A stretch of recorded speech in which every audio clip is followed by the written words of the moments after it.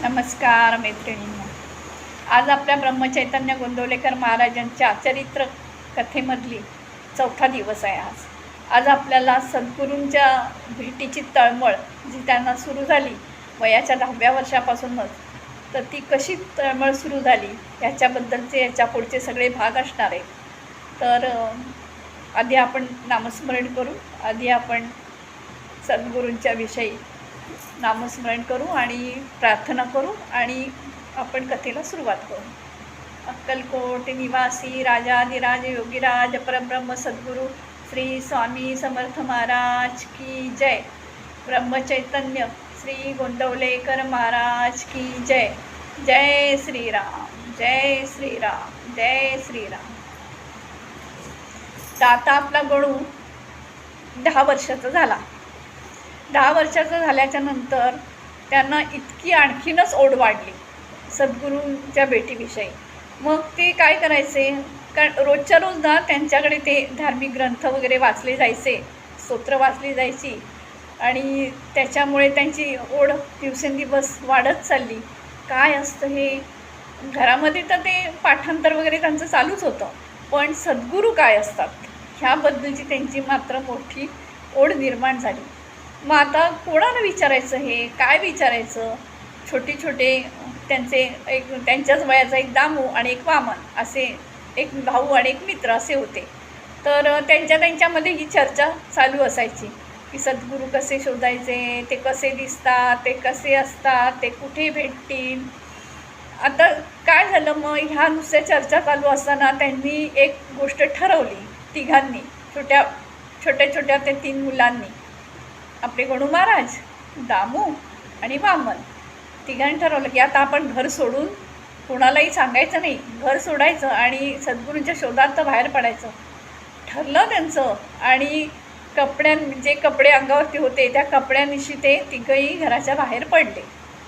आजूबाजूला संपूर्ण जंगल फिरतायत आणि मग शेवटी असं झालं की वामन आणि दामूला भूक सहन होई नाही, तहान ऊन सहन होई नाही.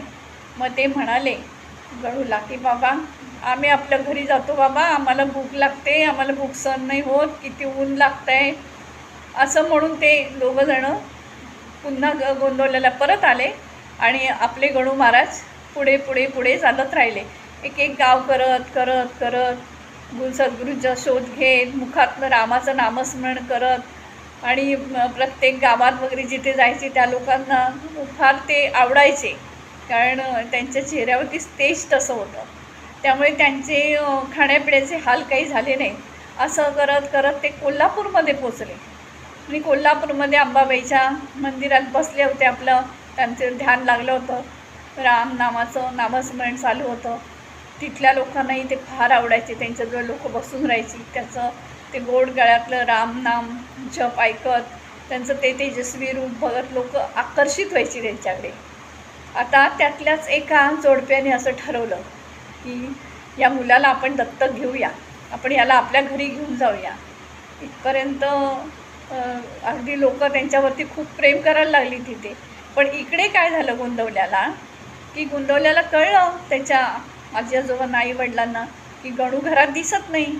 गणू कुठे गेला बरं? गणूही दिसत नाही, दामूही दिसत नाही, वामनही दिसत नाहीत, तिघंही कुठे मिळत नाही आहेत, कुठे गावात दिसत नाही आहेत. मग तिघं गेले कुठे? झालं त्यांचा शोध सुरू झाला. पण तेवढ्यात काय झालं, वामन आणि दामू गोंदवल्याला परत आले. गोंदवल्याला परत आल्यानंतर दामू आणि वामनला यांनी विचारलं की अरे गणू कुठे आहे? तर त्यांनी सांगितलं गणू असा या दिशेने गेलेला आहे. मग त्या दिशेने त्याच्या शोधात गावातली लोक बाहेर पडले आणि मग त्याला शोधत ते कोल्हापूरमध्ये पोचले.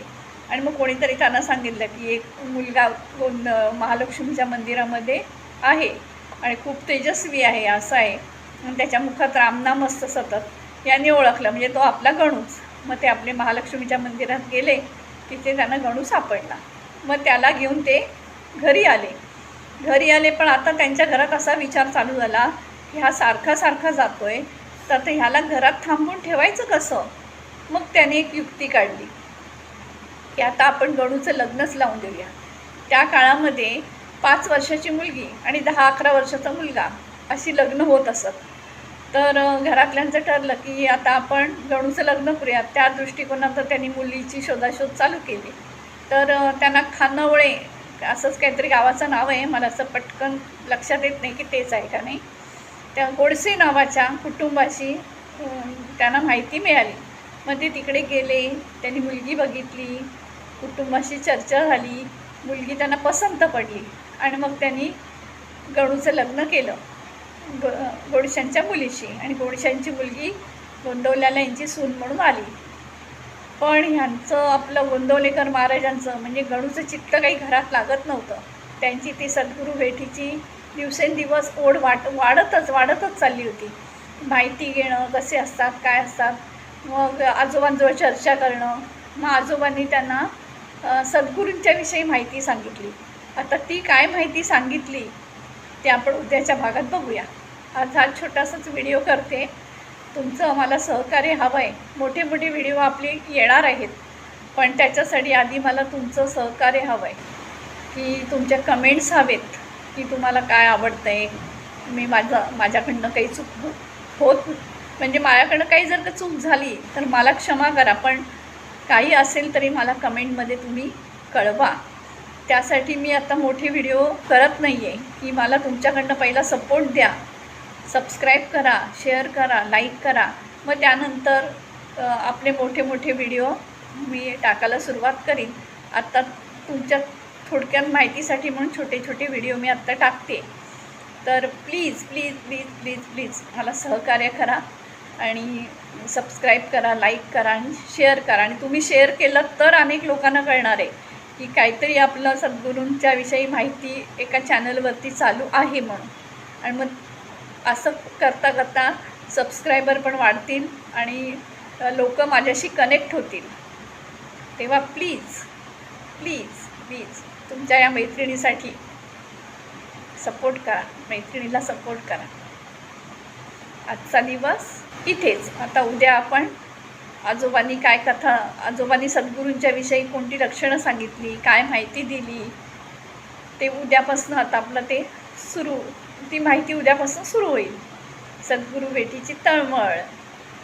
चला मग आजचा भाग मी इथेच संपवते. थँक्यू. जय श्रीराम. काही चुकलं असेल तर क्षमा करा. थँक्यू मैत्रिणींनो.